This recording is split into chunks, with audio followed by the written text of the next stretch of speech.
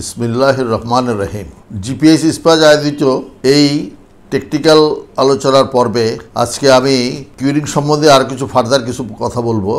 এর মধ্যে আমাকে অনেক ইঞ্জিনিয়ার আমার কাছে জানতে চেয়েছেন এই অ্যাপ্লিকেশন অফ হিট এটা দেখার পরে, এই সম্বন্ধে শোনার পরে বলেছেন যে অ্যাপ্লিকেশন হিটটার একটু বিশদভাবে আর একটু যদি আমি বলি, আমি তার জন্য একটুখানি পেছনে যাচ্ছি।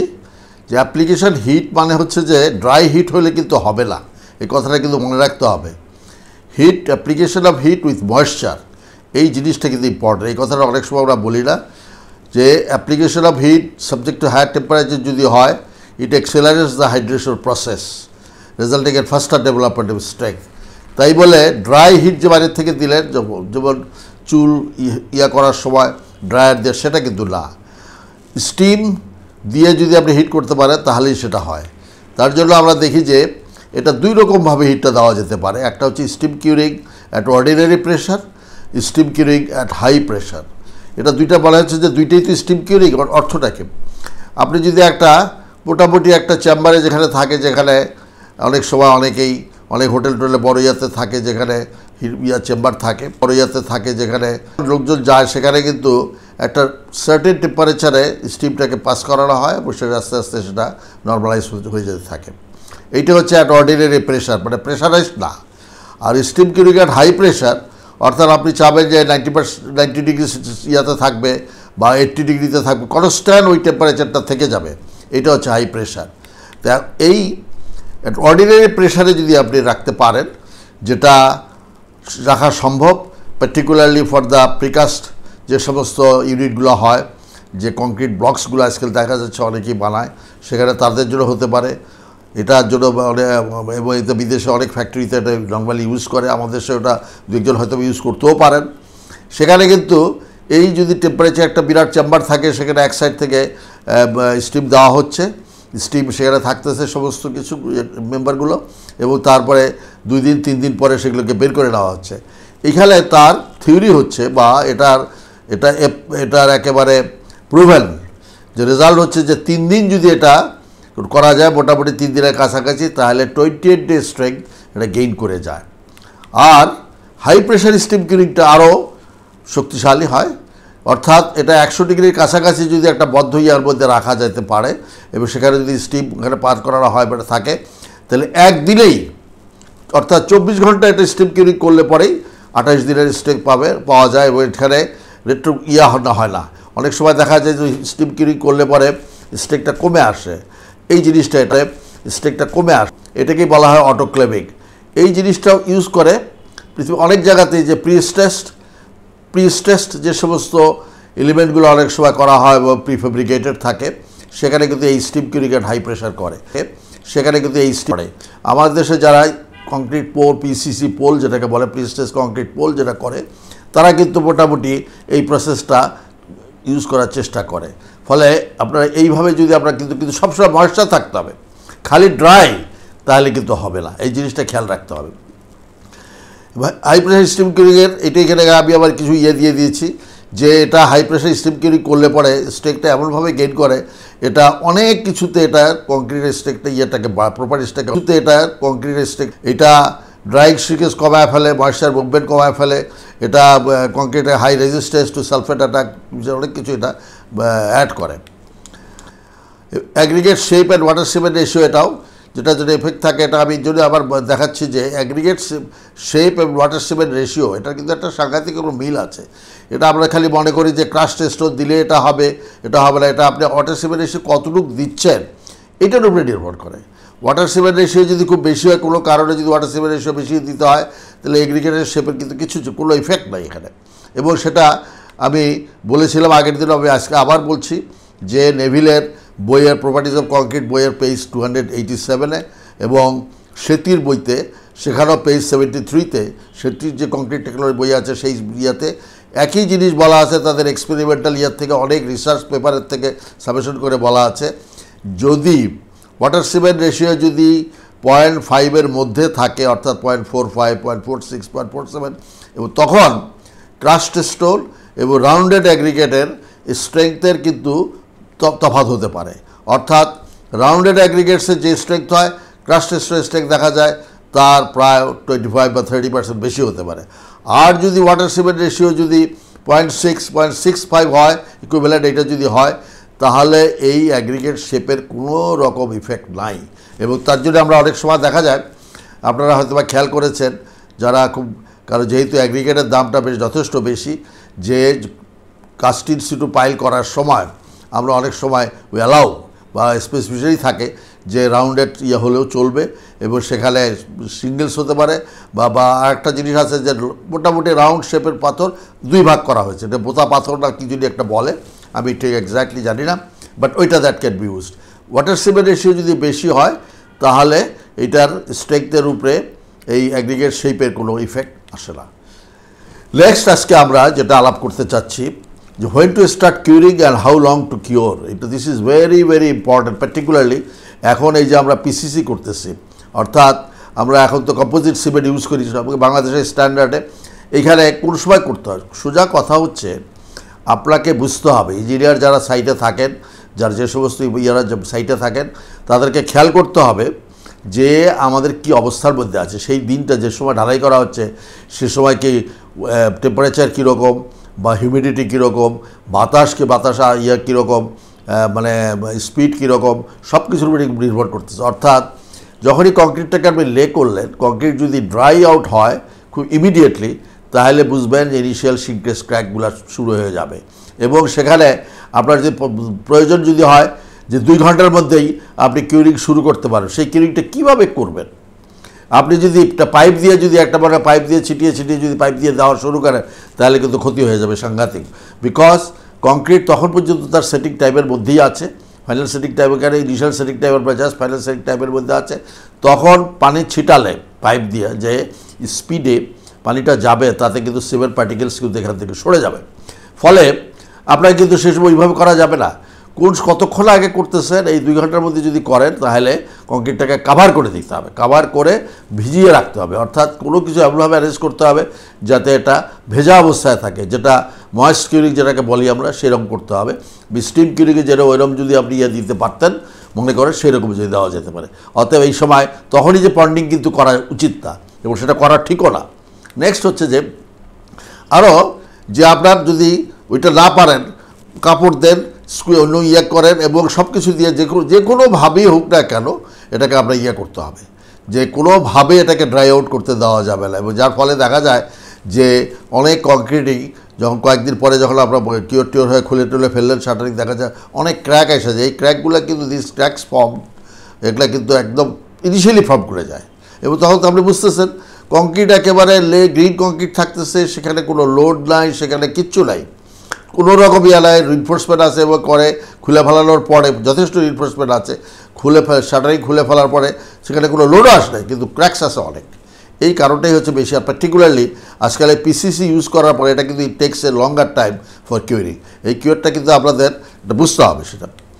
এবং এই জিনিসটার জন্যই যে wrong notion that common builder that commencement of curing should be done only on the following day, এটা কিন্তু আমি বাংলাদেশে অনেক জায়গায় দেখেছি, যেদিন ঢালাই করলো তার পরের দিন, আজকে সকালবেলা আপনি এখানে ঢালাই করলেন, দুপুরের মধ্যে শেষ হয়ে গেলো, পরের দিন হয়, এটা কিন্তু হওয়া উচিত না। এটাকে আপনাকে বুঝতে হবে যে curing is very very important, কারণ moisture is very important for the initial setting time. কারণ আপনি যদি গ্রাফের দিকে যদি খেয়াল করেন, যে কোনো বইতে দেখবেন যখন একটা আছে যে প্রথম 3 দিনে স্ট্রেংথ গেইন করে যায় 50%-এর মতো, এবং 7 দিনে আমরা মনে করতাম 60 to 70% স্ট্রেংথ গেইন করে যায়, তারপরে এটা স্লো হয়ে যায়। কংক্রিটের যে কোনো কার্ভে দেখা যায়, যে কোনো বইতে, যে কোনো কোডে, যে কোনো জায়গায় দেখলে কিন্তু এই জিনিসটা দেখা যায়।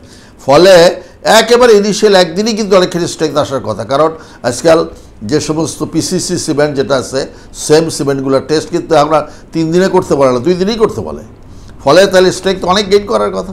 সেই জন্যই বলতেছি যে আমি এটা যে আপনাকে সবসময় স্টার্টিং পয়েন্টটা আপনাকে নিজের জাজমেন্টের উপরে নির্ভর করবে, এটা ওয়েদারের উপরে নির্ভর করবে, আপনার হিউমিডিটি কী আছে, সব কিছুর উপরে নির্ভর করে আপনি এটা করতে পারেন।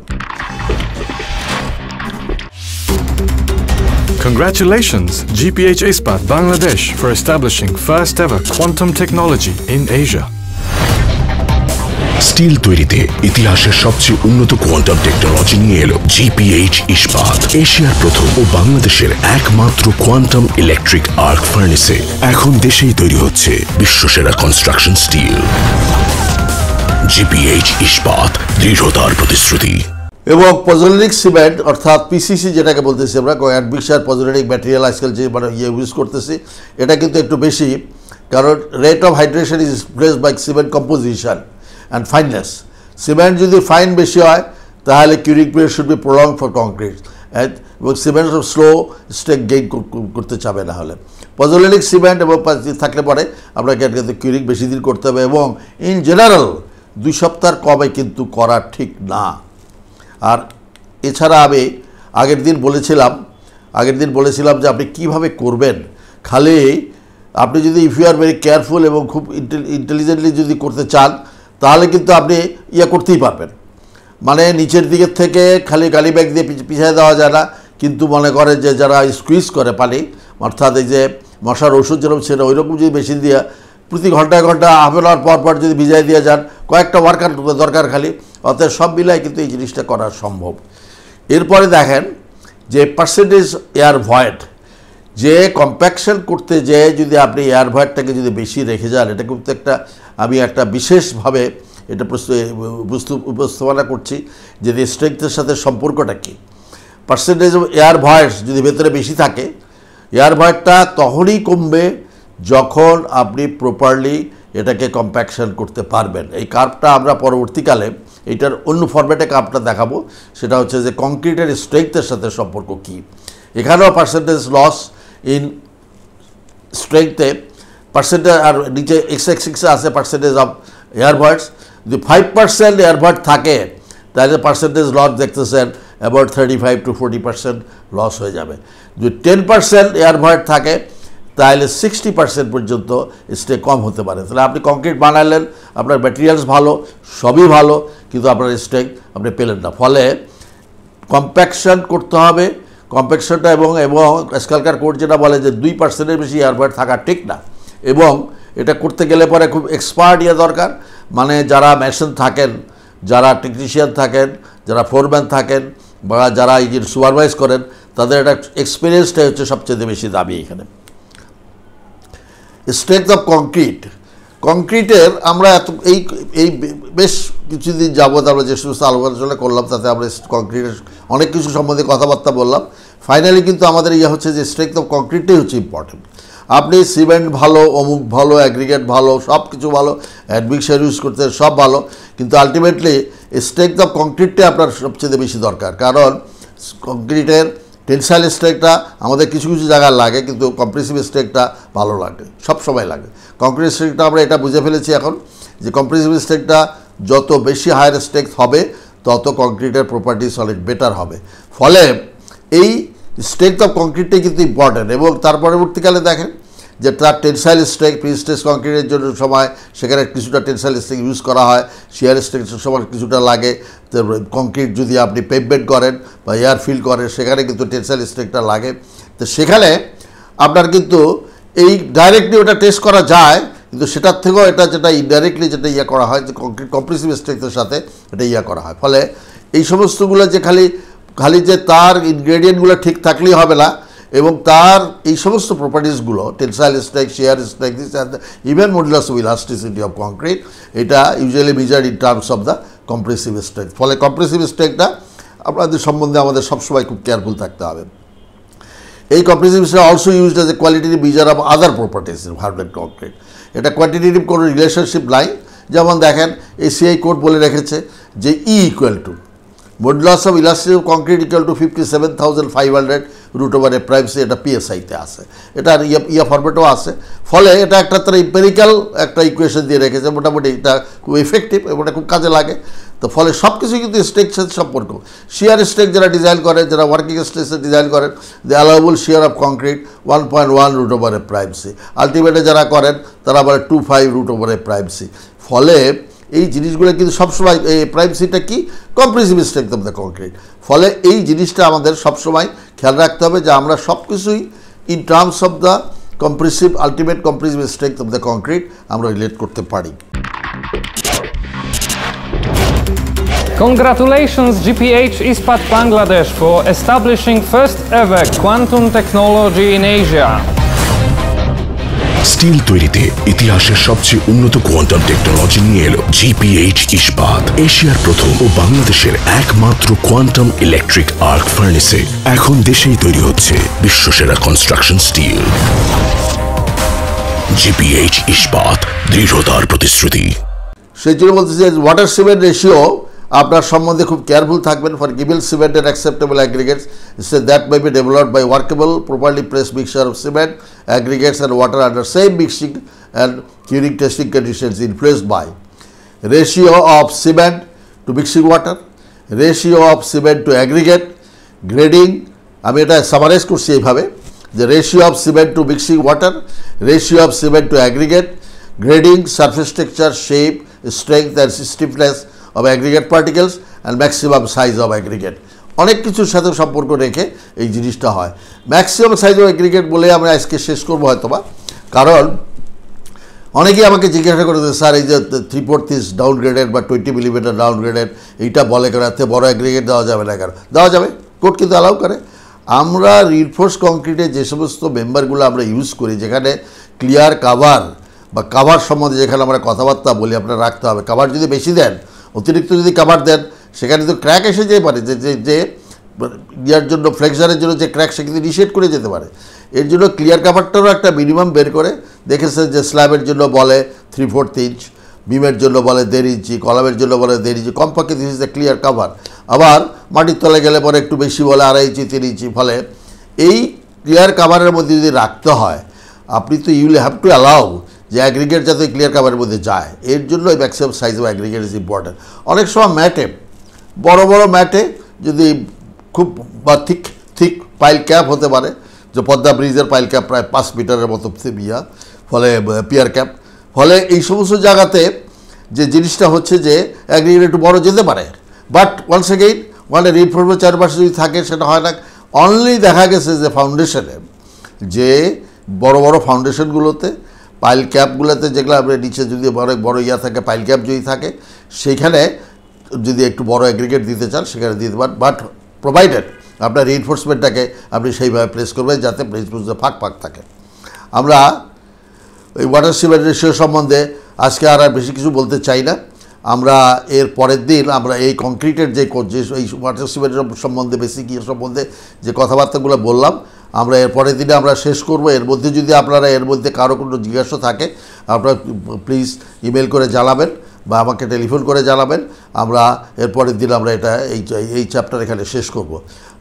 জিপিএইচ ইস্পাতকে এই সুযোগ করে দেওয়ার জন্য, আমাকে পার্টিকুলার আমাকে এই সুযোগ করে দেওয়ার জন্য আমি really I feel very proud যে আমি এই সমস্ত কথাবার্তাগুলো একটা ডিফিকাল্ট সময়ে জিপিএইচ ইস্পাত যারা একটা কঠিনভাবে একটা খুব ভালো স্টিল তৈরি করতেছেন দেশে, এবং তারা যে টেকনিকে যেটা শুরু করেছেন, one of the best techniques এবং possibly the purest technique of steel making, এটা করে তারা এখন কাজ করতেছেন। আমি আপনাদের সবাইকে আমার সঙ্গ দেওয়ার জন্য সবাইকে ধন্যবাদ। Thank you.